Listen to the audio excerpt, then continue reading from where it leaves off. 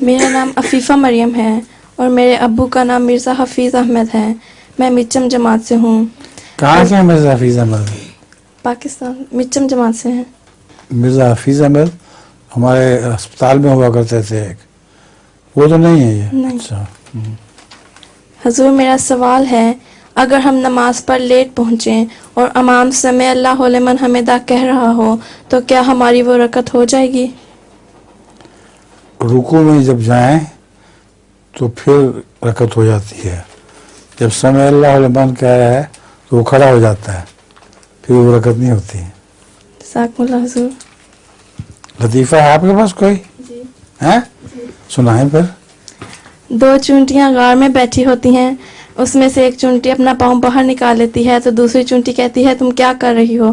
وہ کہتی ہے تم چپ کرو، میں ہاتھی کو کڑکی دینے لگی ہوں. اچھا ٹھیک ہے.